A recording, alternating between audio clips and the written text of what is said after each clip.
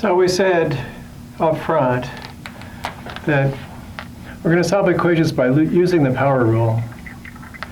So here's the power rule. The power rule says if both sides of an equation are raised to the same power, all solutions to the original equations are solutions to the new equation. All right.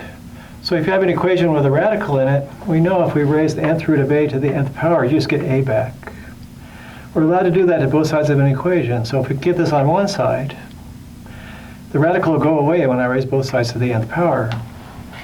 Cool, it's gone. We can solve the equation. It says all solutions to the original equation are solutions to the new equation. So I haven't lost any solutions by raising both sides to the same power. Anything that worked before will work in the new equation. So I take the new equation and solve it and find all the solutions. We have found all the solutions to the original equation. It says any solution to the original equation is still a solution to the new equation. Fine. So the game plan is going to be to isolate, here we are. The game plan for equations with one square root. Just take that case. Isolate the square root, square both sides, square root second power, solve the equation, and check solutions. Now wait a second. We said we can't lose solutions by raising both sides to the same power. It doesn't say we can't gain extra solutions to the new equations that did solve the original equation.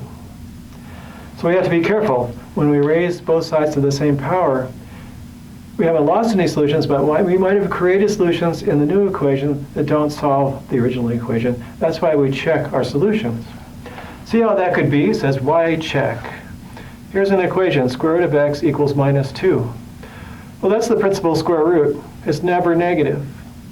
So it can never be equal to -2. So that equation has no solutions, but if we square both sides, the square root of x squared is x, and -2 squared is 4. So the new equation is x is 4 after squaring. So that's a pretty simple equation. The solution is x is 4. And that new equation, all the solutions to the new equations are the ones that could possibly solve the original equations, and some of them might not. So 4 is the only choice for a possible solution, but when you put 4 in for x, you get square root of 4, which is 2. It's not equal to -2. Strange business. So since we have a list of all possible solutions, and none of them work, the original equation turns out to have no solution. So it's not a useless process. It just requires checking solutions, and sometimes we'll call the solutions that come out that look like they probably could solve the system, or the equation, could solve it after we raise both sides to the same power. If they don't work in the original equation, we call them extraneous solutions. Extraneous.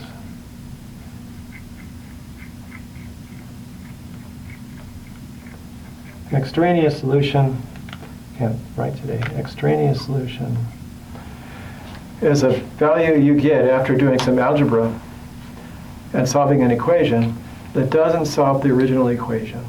So it looks like it might, but we go back and check it, it doesn't work. We call it an extraneous solution. It's kind of a bad word to use because it's not a solution.